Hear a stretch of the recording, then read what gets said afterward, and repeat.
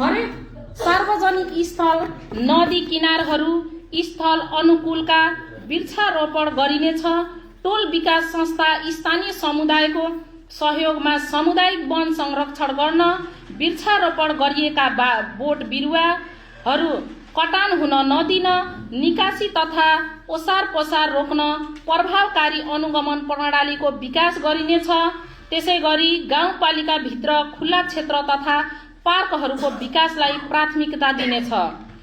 विपद व्यवस्थापनतर्फ क नम्बरमा विपद न्यूनीकरणको लागि पूर्व तयारीमा जुटौं अभियानलाई साकार पार्न विपद व्यवस्थापन समितिलाई अझै प्रभावकारी बनाइनेछ। उद्धार, राहत तथा पुनर्स्थापना जस्ता कार्यक्रमका लागि विपद व्यवस्थापन कोषमा आवश्यक रकम व्यवस्था मिलाएको छु। त्यसैगरी ख नम्बरमा स्थानीय आकस्मिक कार्य सञ्चालन केन्द्र स्थापना गरी यस मार्फत विपद पूर्व तयारी, प्रतिकार्य र राहत वितरण कार्यको लागि आवश्यक बजेट व्यवस्थापन गरिएको छ।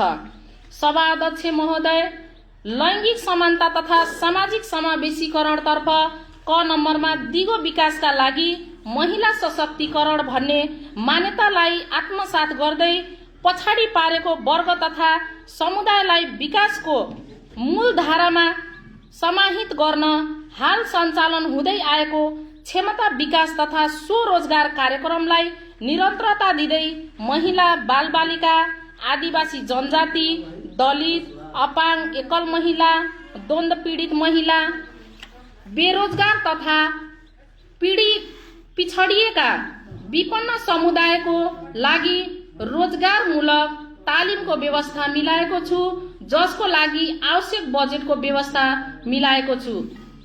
ख नम्बरमा सामाजिक सुरक्षा भत्ता कार्यक्रमलाई अझ सरलीकृत र प्रभावकारी बनाउन बैंक मार्फत सहज रूपमा भत्ता रकम पाउने व्यवस्था मिलाएको छु। त्यसैगरी ग नम्बरमा छोरीमाथि हुने सबै प्रकारको विभेद अन्त्य तथा छोरीको भविष्य सुनिश्चितताका लागि गाउँपालिका भित्र स्थानीय बसोबास गर्ने बाबुआमाबाट जन्मने नवजात छोरीका लागि रु 25,000 20 वर्ष मुद्दती बचत खातामा रकम जम्मा हुने गरी छोरी सुनौलो भविष्य कार्यक्रमलाई निरन्तरता दिई यसका लागि रु 60 लाख रकम विनियोजन गरेको छु। उपयुक्त लैङ्गिक समानता तथा सामाजिक समावेशीकरणका कार्यक्रम सञ्चालन गर्न रु 1,06,60,000 विनियोजन गरिएको छ। सेवा प्रवाह र सुशासन तथा संस्थागत विकासतर्फ क नम्बरमा गाउँवासीलाई आधारभूत सेवा सुविधा सहजतापूर्वक प्रदान गर्न संस्थागत क्षमता विकास गरिनुका साथै कर्मचारीहरूलाई क्षमता अभिवृद्धि तालिम प्रदान गर्ने व्यवस्था मिलाइएको छ। त्यसैगरी ख नम्बरमा गाउँपालिका तथा सबै वडा कार्यालयहरूमा उच्च क्षमताको इन्टरनेट जडान गरी केन्द्रसँग नेटवर्किङ गरिनेछ। उक्त कार्यका लागि आवश्यक बजेट विनियोजन गरेको छु। त्यसै गरेर ग नम्बरमा पारदर्शिता तथा जवाबदेहिता कायम गरी नागरिक मैत्री सेवा प्रवाह व्यवस्था गर्न कार्यालयमा सीसी क्यामेरा जडान भइसकेको छ भने वडा तथा सामुदायिक विद्यालयमा समेत सीसी क्यामेरा जडान गरी गाउँपालिकाका कार्यालयसँग आबद्ध गर्न आवश्यक बजेटको व्यवस्था मिलाइएको छ, जसले गर्दा कार्यालयको सेवामा पारदर्शिता, नियमितता र जवाबदेहिताबाट टेवा पुग्ने अपेक्षा लिएको छु। त्यसैगरी घ नम्बरमा जनताले स्वामित्व ग्रहण नगरेसम्म विकास प्रयासहरू दिगो तथा प्रभावकारी हुन सक्दैनन् भन्ने अवधारणालाई आत्मसात गर्दै गाउँ क्षेत्रभित्र टोल विकास संस्था गठन गरी टोल विकास संस्थालाई क्रियाशील बनाई नीतिलाई निरन्तरता दिनेछ। त्यसैगरी ङ नम्बरमा गाउँपालिकाको जनशक्ति व्यवस्थापनका लागि स्थानीय सेवा ऐन तर्जुमा गरिनेछ। साथै पुरस्कार, सजाय, वृत्ति विकास र क्षमता अभिवृद्धिको अवसरलाई व्यवस्थित बनाइनेछ। त्यसैगरी च नम्बरमा राष्ट्र सेवक कर्मचारीको मनोबल बढाई सार्वजनिक सेवालाई प्रभावकारी बनाइनेछ। यस गाउँपालिकामा कार्यरत कर्मचारीहरूको सङ्घीय तथा प्रदेश सरकारले तोके बमोजिमको दुर्घटना बिमा र स्वास्थ्य बिमाका लागि प्रिमियम बापतको रकम गाउँपालिकाले बेहोर्ने व्यवस्था मिलाएको छु। त्यसै गरी 6 नम्बरमा गाउँपालिका स्थायी रूपमा कार्यरत राष्ट्र सेवक कर्मचारीहरूको तलब मान र महँगी भत्ता सङ्घीय सरकारले निर्धारण गरे अनुसार कायम गरिएको छ। साथै गाउँपालिकामा करारमा कार्यरत कर्मचारीहरू, स्वास्थ्यतर्फका करारका कर्मचारीहरू, विद्यालय कर्मचारीहरू र विद्यालयहरूमा बाल विकास सहजकर्ताहरूलाई दिने तलबमा सामान्य पुनरावलोकन गर्न आवश्यक बजेट व्यवस्था गरेको छु। त्यसै गरेर 6 नम्बरमा स्थानीय सुरक्षा निकायसँग समन्वय गरी पालिकामा शान्ति तथा सुव्यवस्था कायम गर्न गाउँपालिकाका विभिन्न सार्वजनिक स्थानमा सीसी क्यामेरा जडान गरिनेछ। साथै गाउँपालिका महत्त्वपूर्ण स्थान निशुल्क वाइफाई व्यवस्था गरिनेछ। 6 नम्बरमा स्थानीय तहका पदाधिकारीहरूको सेवा सुविधा प्रदेश कानुन बमोजिम हुने गरी व्यवस्था मिलाएको छु। त्यसै गरी सेवा प्रवाह सुशासन तथा संस्थागत विकासको लागि रु 2,09,75,000 विनियोजन गरेको छु। त्यसै गरी विविध तर्फ चाहिँ क नम्बरमा गाउँपालिकाको व्यवस्थित शहरीकरणका लागि भवन निर्माण मापदण्डलाई थप प्रभावकारी रूपमा लागू गर्न घर धनी निर्माण व्यवसाय तथा डकर्मीहरूलाई चरणबद्ध रूपमा तालिम दिनेछ, जसको लागि आवश्यक बजेट विनियोजन गरेको छु। 6 नम्बरमा राज्यको चौथो अङ्ग सञ्चार जगतको उच्च सम्मान गर्दै यस वर्ष सुस्ता गाउँपालिकामा सञ्चारकर्मी तथा सञ्चार गृहको क्षमता अभिवृद्धिको लागि आवश्यक बजेट विनियोजन गरिएको छ। त्यसै गरी ग नम्बरमा न्यायिक समितिको काम कारबाहीको लागि व्यवस्थित र प्रभावकारी रूपमा बनाउनको लागि आवश्यक बजेट व्यवस्थापन गरिएको छ। घ नम्बरमा हरेक वर्ष बाढी तथा डुबान एवं गण्डक नहरका कारण पानीको प्राकृतिक बहाव र थुनिँदा धेरै जनधनको क्षति हुने गरेको दुःखद अवस्थालाई मनन गरी खोला सरसफाई, संरक्षण, नियन्त्रण, उद्धार तथा राहतका लागि आवश्यक रकम विनियोजन गरेको छु। त्यसै गरी अङ्ग नम्बर कार्यालयलाई बढी भन्दा बढी सेवाग्राही मैत्री बनाउन विभिन्न उपायहरू अवलम्बन गरिनेछ। यसका लागि कार्यालयमा आगन्तुक तथा सेवाग्राहीहरूका लागि सफा पिउने पानी व्यवस्था गरिनेछ। त्यसै गरी 6 नम्बरमा सुत्केरी पोषण कार्यक्रम अन्तर्गत प्रोटोकल अनुसार गर्भ जाँच तथा स्वास्थ्य संस्थामा प्रसुति गराउने सुत्केरी महिलाहरूको लागि रु 2,000 को दरले पोषण खर्च उपलब्ध गराइनेछ भने उपाध्यक्षसँग सुत्केरी कार्यक्रम समन्वयका लागि आवश्यक बजेट व्यवस्था मिलाएको छु। त्यसै गरी 6 नम्बरमा गर्भवती महिलाहरूलाई सुत्केरी हुन गाउँपालिकाको एम्बुलेन्स प्रयोग गरी अस्पतालसम्म जाँदा एम्बुलेन्स सेवा सहुलियत दिने व्यवस्था मिलाएको छु।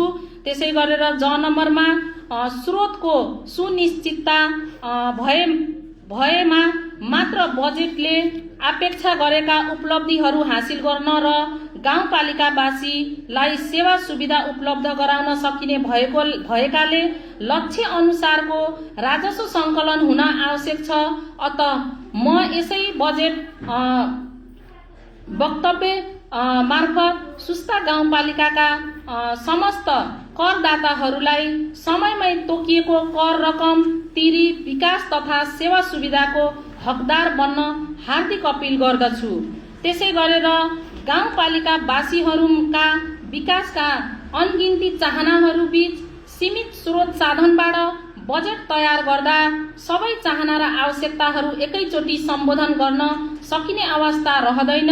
प्राथमिकता र आवश्यकताका आधारमा स्रोत साधनको उपलब्धता र सुनिश्चिततालाई मध्यनजर गरी यो बजेट तथा कार्यक्रम तयार गरिएको छ। आवश्यकता र चाहना क्रमिक रूपमा निरन्तर पूरा हुँदै जाने विषय हुन्। अतः यस कुरालाई सकारात्मक रूपमा हुन म सबैमा हार्दिक अनुरोध गर्दछु। त्यसै गरेर बजेट तर्जुमा सँगसँगै यसको कार्यान्वयन अर्को महत्त्वपूर्ण पाटो हो। लक्षित कार्यक्रमहरू समयमै प्रभावकारी रूपमा सञ्चालनमा आउन सकेमा मात्र बजेटले अपेक्षा गरेको उपलब्धि हासिल हुने भएकोले यस बजेटको प्रभावकारी कार्यान्वयनका लागि सम्बद्ध सबैमा म हार्दिक अनुरोध गर्दछु। आदरणीय सभा अध्यक्षज्यू, अब म गत 2079-80 को संशोधित आयव्यय र 2080 र 81 को अनुमानित आयव्यय बजेट प्रस्तुत गर्न चाहन्छु। आर्थिक वर्ष 2079-80 मा आन्तरिक राजस्वको लक्ष्य रु 1,53,10,000। चालू आर्थिक वर्षको असाढ मसान्तसम्म आन्तरिक राजस्व 70% सङ्कलन हुने संशोधित अनुमान रहेको छ। चालू आर्थिक वर्षमा प्रशासनिक खर्चतर्फ रु 5,25,00,000 र अन्य विकासतर्फ कार्यक्रम र पुँजीगततर्फ गरी 54,22,77,000 विनियोजन भएकोमा असाढ मसान्तसम्म विनियोजित बजेटको 60% खर्च हुने संशोधित अनुमान गरिएको छ। त्यसै गरी आदरणीय सभा अध्यक्षज्यू, आर्थिक वर्ष 2080-81 का लागि आन्तरिक राजस्व रु 1,58,41,000 र घर जग्गा रजिस्ट्रेसन शुल्क फिर्ताबाट प्राप्त हुने रु 20,00,000, संघीय सरकार तथा प्रदेश सरकारबाट राजस्व बाँडफाँड रोयल्टी बापत प्राप्त हुने रु 10,68,86,500। त्यसै गरी गत वर्षको मौजदाबाट रु 3,78,59,500 र संघीय सरकारबाट प्राप्त हुने अनुदान वित्तीय समानीकरण सम्पूरक सशक्त विशेष रु 29,41,00,000। प्रदेश सरकारबाट प्राप्त हुने वित्तीय समानीकरण सम्पूरक सशक्त र विशेष रु 2,66,24,000। त्यसै गरी कुल जम्मा रु 48,33,11,000 हुने अनुमान गरिएको छ। त्यसै गरी आर्थिक वर्ष 2080-81 को कुल अनुमानित बजेट रु 48,33,11,000 मध्ये प्रशासनिक खर्चतर्फ रु 5,75,00,000 र पुँजीगत तथा कार्यक्रम खर्चतर्फ रु 42,58,11,000 रहेको छ। सामाजिक सुरक्षा र गरिबसँग विशेषतर्फको कार्यक्रम अन्तर सरकारी अख्तियारी अनुसार हुनेछ। अब म संघीय तथा प्रदेश सरकारबाट प्राप्त हुने सशक्त अनुदान, सम्पूरक अनुदान र विशेष अनुदान सहित विकास तथा पुँजीगत बजेटको क्षेत्रगत बाँडफाँड प्रस्तुत गर्न अनुमति चाहन्छु। 1 नम्बरमा आर्थिक विकास तर्फ 1,73,25,000। त्यसै गरेर सामाजिक विकास तर्फ 5,97,11,000। त्यसै गरेर पूर्वाधार विकास तर्फ 13,48,50,000।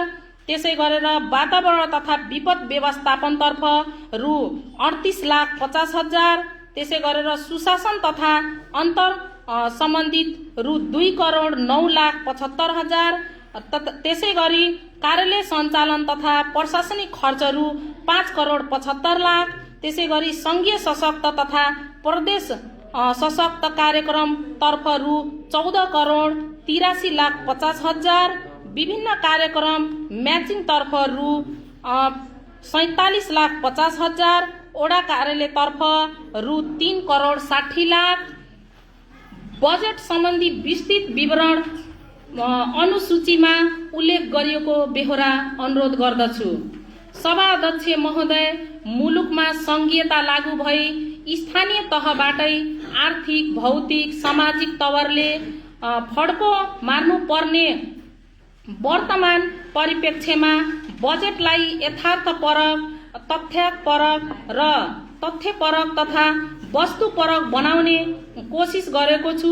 कृषि, स्वास्थ्य, सामाजिक क्षेत्र तथा भौतिक पूर्वाधारमा उल्लेखनीय रूपमा विनियोजन गरिएको यो बजेटबाट समृद्ध सुस्ता गाउँपालिकाको निर्माणमा कोसेढुङ्गा साबित हुने मैले विश्वास लिएको छु।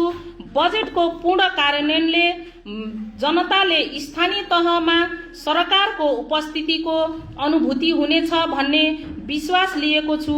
यो बजेटको सिद्धान्त र प्राथमिकतामा प्राप्त विभिन्न सुझावका लागि गाउँपालिकावासीहरूप्रति म आभारी छु।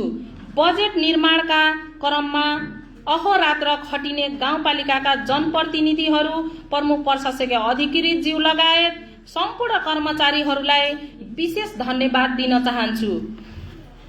अन्त्यमा गाउँपालिकाको विकासमा सहयोग पुर्याउने सबै करदाताहरू, क्रियाशील राजनीतिक दलहरू, विभिन्न सङ्घ संस्थाहरू, सरकारी तथा गैर सरकारी सङ्घ संस्थाहरू, पत्रकार जगत, सुरक्षा निकाय कार्यालय प्रमुखहरू, वित्तीय सङ्घ संस्था, प्रशासन र प्रसारण गरी सहयोग पुर्याउनु हुने सम्पूर्ण मिडिया तथा मिडिया कर्मीहरू लगायत आम सुस्ता गाउँपालिकावासी बुवा आमा, दिदी बहिनी, दाजुभाइलाई यस अवसरमा हार्दिक आभार प्रकट गर्दै यो बजेटको सफल कार्यान्वयनमा समेत सबैको पूर्ण सहयोग पाउने विश्वास लिएको छु। अब 2080-81 को वार्षिक बजेट सँगसँगै निर्माण भएका सुस्ता गाउँपालिकाको विनियोजन ऐन 2080 र आर्थिक ऐन 2080 पनि छलफलको लागि सभा अध्यक्ष सामु पेश गर्दछु। हस्त, धन्यवाद, नमस्कार, जय सुस्ता।